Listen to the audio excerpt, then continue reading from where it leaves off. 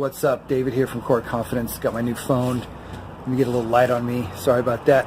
Here on the deck of my home office, aka my apartment home office. About to go into my co-working office in a little bit so I can work all night, because I am working on all kinds of awesome stuff coming your guys' way, including this video right here, which is how to get that swagger factor and why it's so important to have that swagger factor when it comes to dating women, being that guy. It really applies to anywhere in life. And the first thing I want to say is, unfortunately, I'm going to start off a little negative, but that's okay. Our culture likes to chop down people that are confident in themselves, especially men, that believe in themselves, in the cultural narrative, in the social narrative. Now, in real life, when it's experienced, it's not necessarily cut down because it's so powerful. But being too big for your britches, being too cocky, being too masculine-like, it's so cut down in our society these days, it makes me fucking sick to my stomach. And we got a lot of pussy boys, pussy men, including I've been one of them, but no longer, and no longer you. It's rampant, and it needs, well, it's going away anyway, so it doesn't matter. I'm contributing to the effort, but it's naturally happening because guys are fed up with it, people are fed up, women are fed up with it, quite frankly, when it comes to dating and relationships, because women aren't fundamentally attracted to that kind of guy. Will they put up with it? Yes. Will they try to make the guy into not that kind of guy? Yes. So there's a certain amount of strength and psychological resilience that needs to be built up, quite frankly. But there's really two things at play here when we're talking about the swagger factor, right? And the first one is total belief in self, total belief in yourself,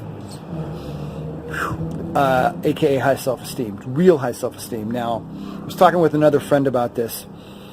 We talk about women dating stuff over the years constantly. He's older than me. I'm 41 now. He's 45, 46. And we talk about, or he was talking about how another guy named Mark Manson, who used to do dating coaching stuff, who's now a very talented writer, but he talked about you don't need high self-esteem, you don't need this stuff, because there's a sense of entitlement. Well, what I'm talking about with high self-esteem is not that. Sense of entitlement, saying I just deserve anything for doing nothing, is not fucking high self-esteem. That's entitlement, okay? High self-esteem comes from total belief in self, knowing that you have the capacity to deserve things, to have things, to do it, but you still have to do the work required. There's no sitting on the couch and having it be delivered to you type of thing. You got to do the work required, but total belief that you can do it, that you're capable of it, and that you don't need external lifting up. This has been huge for me because a lot of people have believed in me because I've developed a lot of talents and skills over the years. And, sorry, my arm's getting tired on this side. And no matter how talented or skilled they thought I was or told me they believed in me, it didn't fucking matter if I didn't believe in myself. I would cap out, or I would get some results and then I would just, slack off, or self-doubt or whatever. And the slacking off often came from the self-doubt, right? Not believing in myself. So it's huge, and it's immensely huge, the way I'm thinking about it right now, especially as in business, but it applies even more so with women because it's so much more tangibly felt by women. They're so sensitive to that vibe, that swagger, confident vibe, right? And talking about being the kind of guy we're talking about here. Magnetically attractive so that there's this magnetism about you. So total belief in self, doing whatever it takes to engineer that. Lots of different ways. Not going to cover that in this video, but you get the point of what I'm saying. You must, and it's the most wonderful thing in the world because you don't need anything outside of you to feel good about you when you have total belief in self, which equates to high self-esteem. Again, it doesn't mean arrogant. Right? I'll probably get some comments. Oh, you're arrogant and you're being a dick, and it's not that, dude. Shut up. Okay, it's not that. If that's you. Sit down. Listen. That's the first one. The second one is indifference. Positive indifference, I call it, because indifference gets a bad rap. Another word for indifference is carefreeness. And I'll tell you what, bleeding heart shit won't help you with women. Won't help you in business either. The only thing that matters is feedback. Failure is feedback, which brings results, right? The universe doesn't care you know, how you believe about yourself and all these things, it just will feed you back the results given your action, given your belief alignment, given that you're doing the right things, right? So indifference is powerful in the sense of literally not caring if you get the girl, if you get the number, if you get the job, if you get that. Not ultimately caring. So another way I like to talk about this is, on the ultimate absolute level, indifferent. On a relative level, if we're too indifferent and people know that, then it seems like we just don't care about people as people. So we still care about people in general, but we don't care about getting things from them. We don't care about getting the girl. We don't even care about making the money in this weird way. Like, so yeah, like, you know, you have your job, you have your business, and you want to make the money.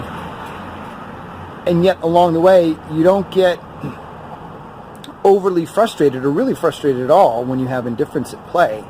You just see what results come in and out, and you shift accordingly instead of, what am I doing wrong, and all this. It's like, okay, so what am I doing wrong here, or what's not working, instead of, oh my God, and this and that. And I've done so much of that, man. It's just, and the other side of that is when you do get a good result, you don't jump up and down for joy each time.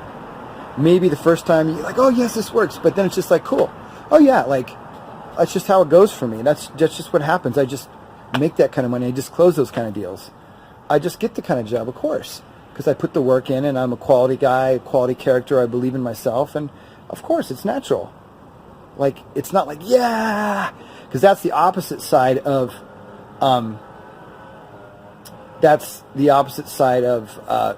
when you're, so failure, caring too much about failure, but then caring too much about success, which took me a while to realize that trap, right? It's kind of like, yeah, cool, okay, next, let's get the next one in because it's coming, right?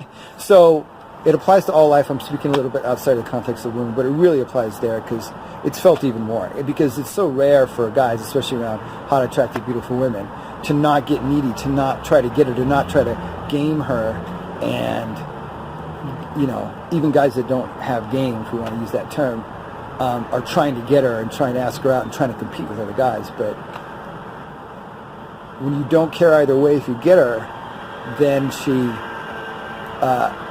going to be magnetically attracted. Not all the women, but I'm saying there's this sense that she can feel across the room when you're just like, what's up? You're just doing your thing, on your mission, on your focus, right? I'm about to go into my co-working space. A lot of attractive women there, but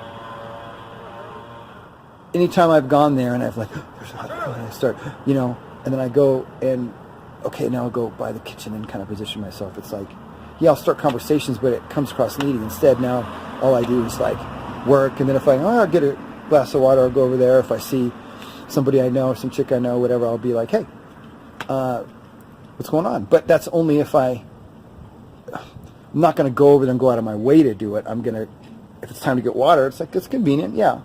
Okay, cool. I'm not going to break my focus, right? Because what's most important is whatever I'm doing, whatever I choose to do, okay? Which could include, yeah, I'm going to go over and talk to her. But if I'm working my business in the working space, I'm fucking working my business, man. That's important than any one girl. Just like any one sale or one deal or one job or one promotion is important to the whole scheme of the whole momentum, passion, mission that you should be on. If not, we'll get you there, okay? So I just wanted to talk about those two things for swagger factor, self-belief and indifference, positive indifference, that are key fundamental. And just those two things alone, getting those installed, would do wonders, aside from all the lines, techniques, and all that stuff, which is just, do those things apply and help? Sometimes, yeah, but they fall within the realm of skill sets anyway. No one line. A line comes in a skill set of bantering or flirting or connecting or moving things along or, you know, making the proper invites. All this stuff is still secondary even to what I'm talking about. So, can't finish the video. I got to talk about this now. So think about it in tiers. You've got up here. You've got the way you believe in your mindset, and then you've got skill sets, and then from skill sets come techniques. But it trickles down this way. Techniques, and sometimes we start with techniques in order to train up skill sets or mindsets. But ultimately, if you can go straight to the mindset, that'll be so much more fucking powerful than focusing even on skill sets and definitely techniques. Right? Sometimes techniques are entry points because guys need to have something to hold on to. It's like martial arts. If you ever train martial arts, you start with techniques, but you got to become the technique. You got to be the thing. You don't want to have to think about it. Think of it as a technique all the time. Otherwise, you won't flow with your opponent, and then you're trying to apply a technique that isn't appropriate for a certain situation. Some Zen shit, I know, but it's really, really, really fucking true. And I was just having a discussion with one of my business mentors about this, and I've been doing all the right tactics for a while, and then I had a mindset click because I was addicted to skill sets and tactics, and it wasn't moving forward because I didn't believe enough, right? And now that's solved. So anyways, little thing on that, and of course it applies to women, dating, social, all that stuff too, okay? So until next video, we're done.